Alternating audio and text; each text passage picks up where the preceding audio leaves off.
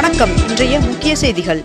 April 1ஆம் தேதி பங்குனி உத்தர திருவிழாவை முன்னிட்டு திருநெல்வேலியில் உள்ளூர் விடுமுறை அறிவிக்கப்பட்டுள்ளது. 22 கேரட் ஆபண தங்கத்தின் விலை சவரனுக்கு 480 ரூபாய் குறைந்து ஒரு சவரன் 1,17,200 ரூபாயாகவும் 1 கிராம் 14,650 ரூபாய்க்கும் விற்பனை செய்யப்பட்டு வருகிறது. இதனைத் தொடர்ந்து 1 கிராம் வெள்ளியின் விலை கிராமிற்கு 4 ரூபாய் அதிகரித்து 1 கிராம் வெள்ளி 280 ரூபாய்க்கு விற்பனை செய்யப்பட்டு வருகிறது. நந்தா தேவி மற்றும் ஜக் லாட்கி ஆகிய 2 சரக்கு கப்பல்களும் இன்று இந்திய துறைமுகங்களை வந்தடையும் என்று அதிகாரிகள் தெரிவித்துள்ளனர். உலகின் மிக சிறந்த இடங்களின் பட்டியலில் இந்தியாவை சேர்ந்த மேற்கண்ட இந்த 4 இடங்கள் இடம் பிடித்துள்ளது. செஞ்சி அருகே 400 ஆண்டுகள் பழமை வாய்ந்த பாறை கல்வெட்டுகள் கண்டுபிடிக்கப்பட்டுள்ளது. வாக்காளர் பட்டியலில் பெயர் சேர்ப்பதற்கு மார்ச் 27ஆம் தேதி வரை விண்ணப்பிக்கலாம் என்று தெரிவிக்கப்பட்டுள்ளது. ரம்ஜான் மற்றும் நவராத்திரி பண்டிகையை ஒட்டி மார்ச் 19 மற்றும் 20 ஆகிய தேதிகளில் மாநிலங்களவை அமர்வுகள் நடைபெறாது என்று அறிவிக்கப்பட்டுள்ளது. எழுத்தாளர் தமிழ்ச்செல்வன் அவர்களுக்கு சாகித்ய அகாடமி விருது அறிவிக்கப்பட்டுள்ளது. டெல்லியில் காற்றின் தரம் மேம்பட்டதால் மாசு கட்டுப்பாட்டு தடைகள் நீக்கப்பட்டுள்ளதாக தகவல் வெளியாகியுள்ளது. தமிழகத்தில் மார்ச் 22ஆம் தேதி வரை லேசான மழை பெய்ய வாய்ப்புள்ளதாக வானிலை மையம் தகவல் தெரிவித்துள்ளது. தேர்தலில் வாக்களிக்கும் வாக்காளர்கள் வசதிக்காக 30 புதிய முயற்சிகளை தேர்தல் ஆணையம் அறிவித்துள்ளது. வருகின்ற ஜூன் 9ஆம் தேதியன்று வெள்ளி மற்றும் வியாழன் ஆகிய 2 கோள்களையும் பூமியிலிருந்து பார்க்க முடியும் என்று தெரிவிக்கப்பட்டுள்ளது. ஆன்லைன் மூலமும் வேட்புமனு தாக்கல் செய்யலாம் என்று தலைமை தேர்தல் அதிகாரி தெரிவித்துள்ளார். கரூர், ஈரோடு, நாகை, விருதுநகர் ஆகிய மாவட்டங்களில் எஸ்பிக்களை இடமாற்றம் செய்து தேர்தல் ஆணையம் உத்தரவிட்டுள்ளது.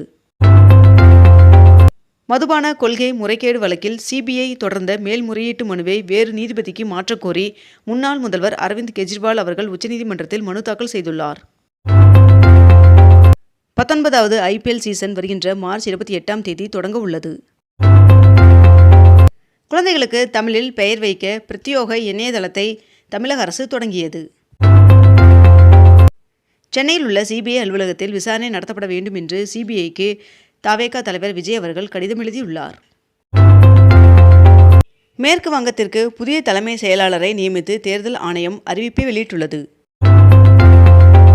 தேர்தல் விதிகள் அமலுக்கு வந்துள்ள நிலையில் 50,000க்கும் மேல் ரொக்கமாக கொண்டு செல்பவர்கள் உரிய ஆவணங்களை வைத்திருத்தல் அவசியம் என்று தெரிவிக்கப்பட்டுள்ளது.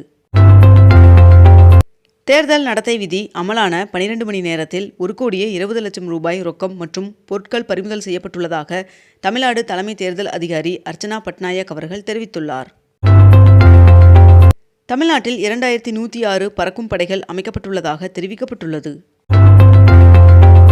22 கேரட் ஆபண தங்கத்தின் விலை சவரனுக்கு 400 ரூபாய் குறைந்து ஒரு சவரன் 1,17,680 ரூபாயாகவும் 1 கிராம் 14,710 ரூபாய்க்கும் விற்பனை செய்யப்பட்டு வருகிறது. இதனைத் தொடர்ந்து 1 கிராம் வெள்ளியின் விலை கிராமிற்கு 4 ரூபாய் குறைந்து 1 கிராம் வெள்ளி 276 ரூபாய்க்கு விற்பனை செய்யப்பட்டு வருகிறது. விரைவில் தொகுதி பங்கீடு பேச்சுவார்த்தை நடத்தப்படும் என்று அதிமுக பொதுச் செயலாளர் எடப்பாடி பழனிசாமி அவர்கள் தெரிவித்துள்ளார்.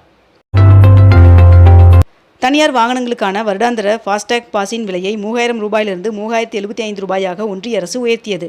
மேலும் இந்த விலை மாற்றம் ஏப்ரல் 1ஆம் தேதி முதல் அமலுக்கு வருவதாக தெரிவிக்கப்பட்டுள்ளது.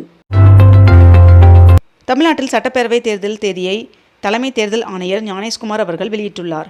அதன்படி வருகின்ற 30ஆம் தேதி வேட்புமனு தாக்கல் தொடங்குகிறது என்றும் வேட்புமனு தாக்கல் செய்ய கடைசி நாள் ஏப்ரல் 6ஆம் தேதி என்றும் வேட்புமனு பரிசீலனை ஏப்ரல் 7ஆம் தேதி நடைபெற உள்ளதாகவும் வேட்புமனுவை திரும்பப் பெறுவதற்கு ஏப்ரல் 9ஆம் தேதி என்றும் வாக்குப்பதிவு ஏப்ரல் 23ஆம் தேதி நடைபெற உள்ளதாகவும் தெரிவிக்கப்பட்டுள்ளது. மேலும் வாக்கு எண்ணிக்கை மே 4ஆம் தேதி நடைபெற உள்ளதாகவும் அறிவிக்கப்பட்டுள்ளது. தமிழ்நாட்டில் உள்ள 234 தொகுதிகளுக்கும் ஒரே கட்டமாக ஏப்ரல் 23ஆம் தேதி தேர்தல் நடைபெறும் என்று அறிவிக்கப்பட்டுள்ளது. தேர்தல் தேதி அறிவிக்கப்பட்டுள்ள நிலையில் தேர்தல் நடத்தை விதிகள் அமல்படுத்தப்பட்டுள்ளது. இதனைத் தொடர்ந்து தலைமை செயலகத்திலிருந்து முதலமைச்சர் மு.க. ஸ்டாலின் அவர்களின் படம் அகற்றப்பட்டுள்ளது. மேற்கு வங்கத்தில் 2 கட்டமாக சட்டமன்ற தேர்தல் நடைபெற உள்ளதாக தெரிவிக்கப்பட்டுள்ளது. சட்டமன்ற தேர்தல் தேதி அறிவிக்கப்பட்டுள்ள நிலையில் நேற்று மாலை முதல் திமுக அரசு அதன் அதிகாரத்தை இழந்து தேர்தல் முடிவும் வரை காபந்து அரசு செயல்பாட்டில் இருக்கும் என்று தெரிவிக்கப்பட்டுள்ளது. தமிழகத்தில் வயது வாரியான வாக்காளர்களின் விவரம் வெளியிடப்பட்டுள்ளது. சசிகலா அவர்கள் சென்னையில் புதிய கட்சியை அறிவித்தார். தமிழகம் உள்ளிட்ட 5 மாநிலங்களுக்கான தேர்தல் தேதியை தலைமை தேர்தல் ஆணையம் அறிவித்துள்ளதை தொடர்ந்து தேர்தல் நடத்தை விதிமுறைகள் உடனடியாக அமலுக்கு வந்துள்ளன. 2026ஆம் ஆண்டு JEE அட்வான்ஸ் தேர்வு மே 17ஆம் தேதி நடைபெற உள்ளதாகவும் ஏப்ரல் 23ஆம் தேதி முதல் விண்ணப்பிக்கலாம் என்றும் தெரிவிக்கப்பட்டுள்ளது. மேற்கு வங்கத்தில் வேலையில்லா இளைஞர்களுக்கு மாதம் 1500 ரூபாய் நிதியுதவி வழங்கும் திட்டத்தை அம்மாநில முதல்வர் மம்தா பானர்ஜி அவர்கள் தொடங்கி வைத்தார். மேற்கு ஆசிய போர் காரணமாக இந்தியாவிற்கு இறக்குமதி செய்யப்படும் உலர் பழங்களின் விலை 30% முதல் 40% வரை அதிகரித்துள்ளதாக தகவல் வெளியாகியுள்ளது. இந்தியாவிற்கான 2 LPG சரக்கு கப்பல்கள் ஹார்முஸ் நீரிணையை கடந்து பயணம் மேற்கொண்டது. செய்யாற்றில் வளர்ச்சிப் பணிகளை முதலமைச்சர் மு.க. ஸ்டாலின் அவர்கள் காணொலி காட்சி வாயிலாக திறந்து வைத்தார். ஈரான் ட்ரோன்களை சுட்டு வீழ்த்த உக்ரைனின் உதவி எங்களுக்கு தேவையில்லை என்று அமெரிக்க அதிபர் டொனால்ட் ட்ரம்ப் அவர்கள் தெரிவித்துள்ளார். திரையரங்குகளில் வெளியாகும் அனைத்து மொழி இந்திய திரைப்படங்களுக்கும் இன்று முதல் சப்டைட்டிலும் மேலும் காது கேளாதோருக்கான விளக்க குறிப்புகளும் கட்டாயம் என்று மத்திய தணிக்கை வாரியம் அறிவித்துள்ளது. மத்திய கிழக்கு போரிற்கு மத்தியில் கச்சா எண்ணெயின் விலை 15 நாட்களில் 40%க்கும் அதிகமாக உயர்வு. சவுதி அரேபியா ஒரு நாளைக்கு 2 மில்லியன் பீப்பாய் எண்ணெய் உற்பத்தியை குறைத்துள்ளதாக தகவல் வெளியாகியுள்ளது. மதுரை விமான நிலையத்தை சர்வதேச விமான நிலையமாக தரம் உயர்த்த ஒன்றிய அமைச்சரவை ஒப்புதல் வழங்கியுள்ளது. சென்னை வேளச்சேரி மற்றும் பரங்கிமலை இடையே பறக்கும் ரயில் சேவை தொடங்கியது. இயற்கை பேரிடரால் பாதிக்கப்பட்ட 5 மாநிலங்கள் மற்றும் ஜம்மு யூனியன் பிரதேசத்திற்கு 1912 கோடி ரூபாய் கூடுதல் நிதியுதவியை ஒன்றிய அரசு அறிவித்துள்ளது. தென்னிந்திய நடிகர் சங்க நிர்வாகிகள் பதவிக்காலம் மேலும் 3 ஆண்டுகள் நீட்டிக்கப்படுவதாக தகவல் வெளியாகியுள்ளது.